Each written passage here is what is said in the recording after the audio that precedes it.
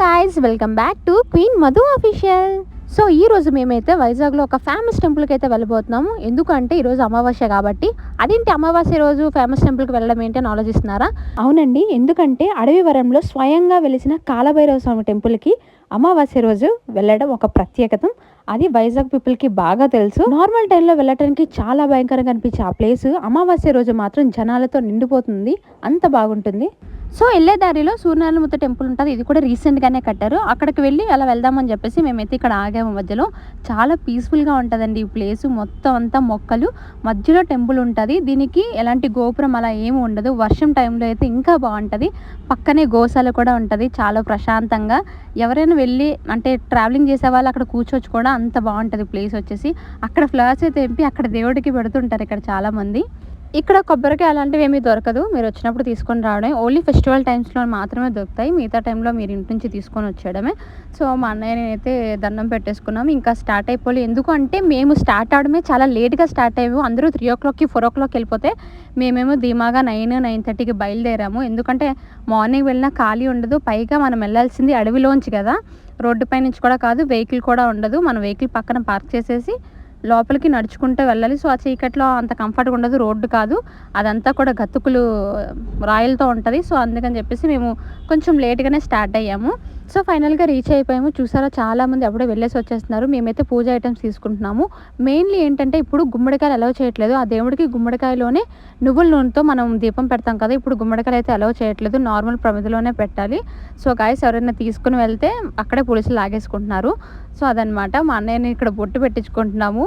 కాలభైరవ స్వామి బొట్టు అంట. నాకు చాలా ఇంట్రెస్ట్. ఇలాగా ఏ దేవుడి దగ్గరికి వెళ్తే దేవుడు బొట్టు పెడతారు కదా, వెంకటేశ్వర స్వామి నామాలు, అలాగా నాకు బాగా నచ్చుతుంది. సో మేమైతే పెట్టించుకొని స్టార్ట్ అయ్యాము. సో నాకు కరెక్ట్గా మెజర్ చేసి చెప్పడం తెలియదు. ఒక 1 or 2 kilometers ఉంటుంది అనుకుంటా నడవడానికి. బట్ మనకు అలా అనిపించదు, ఎందుకంటే చుట్టూ జనాలు వెళ్ళేవాళ్ళు పోయేవాళ్ళు చాలా ఎక్కువ మంది, రష్గా ఉంటుంది చూడండి. సో మనకేం అనిపించదు. ఇక్కడ పుట్టలు చూసారా, ఎంత పెద్ద పుట్టలు, అన్నీ న్యాచురల్గా వచ్చిన పుట్టలు, చాలా హైట్ ఉన్నాయి. మనకంటే 2 హైట్ ఉన్నాయి. సో మేమైతే లోపలికి వచ్చేసాము. గుడికి అయితే రీచ్ అయిపోయాము.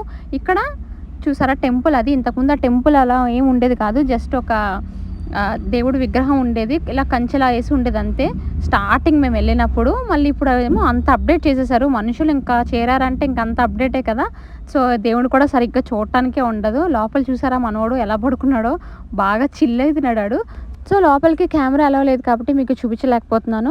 మీరు వెళ్ళండి, ఒకసారి విజిట్ చేయండి. చాలా బాగుంటుంది టెంపుల్. నాకు తెలిసినంత వరకు ఇంతకుముందు ఎలాంటి అప్డేట్ లేకముందే చాలా బాగుండేది. సో చూడండి, ఇక్కడ పూజ చేసేదానికంటే చెత్తలు ఎక్కువగా ఉన్నాయి. అందుకనే చెప్పేసి వాళ్ళు గుమ్మడికాయలు అవి కూడా పట్టుకొని వెళ్ళనివ్వట్లేదు. ఎందుకంటే మనం అదంతా పూజ చేసేసి ఒక అరగంట సేపు దేవుడికి మొక్కేసి చెత్త చేసేసి మనం వెళ్ళిపోతాము. తర్వాత అది క్లీన్ చేసే వాళ్ళే బాధపడాలి. మనకి శుభ్రత ఉండదు. మనిషి ఎక్కడ ఉంటే అక్కడ దరిద్రం ఉన్నది నిజము, ఎగ్జాక్ట్గా. సో అందుకేనేమో గుమ్మడికాయలు అవి ఇవి పట్టుకెళ్ళి ఇవ్వడం లేదు. కొబ్బరికాయలు కూడా చివరి ఎక్కడ కొట్టేసి ఆ 2 ముక్కలు అక్కడే వదిలేసేయాలి. దేవుడి వరకు పాలు ప్యాకెట్, విభూతి పట్టుకెళ్ళి అది కూడా మన ముందు వేయరు, పక్కన పడేస్తారు, తర్వాత ఎప్పుడు వేస్తారు. సో దీన్ని బట్టి నాకు బాగా అర్థమైంది ఏంటంటే, మన దగ్గర డబ్బులు ఉంటే హుండీలో ఎంతకంత వేస్తే ఫ్యూచర్లో గుడికి డెవలప్మెంట్కి కానీ దేనికైనా యూజ్ అవుతుంది. అండ్ అక్కడ బయట చాలా మంది కూర్చొని ఉంటారు, హ్యాండిక్యాప్ లాంటి వాళ్ళు, వాళ్ళకి కూడా హెల్ప్ చేస్తే మంచిది కదా. సో అది నా ఒపీనియన్. మేము కూడా చాలా మందికి హెల్ప్ చేసాము. సో బయటకు వచ్చిన తర్వాత ఇలా కట్టేసి ఉన్నాయి రాళ్ళతో. నేను చాలా టెంపుల్స్లో చూశాను. దానికి అర్థం ఏంటనేది నాకు తెలియదు. మీకు తెలిస్తే కామెంట్ చేయండి. మీకు ఇందాక చెప్పాను కదా వే బాగోదని. సో ఇలాగే ఉంటుంది వే అంతా. ఫైనలీ మేము కంప్లీట్ చేసుకొని ఇంకా ఇంటికైతే స్టార్ట్ అయిపోయాము. సో అప్పటికే లేట్ అయిపోయిందని చెప్పేసి బయట టిఫిన్ చేసేసాం. ఇది మా డే వ్లాగ్. సో ఎలా అనిపించిందో మీరు కింద అయితే కామెంట్ చేసేయండి. అంతవరకు love you all, bye bye.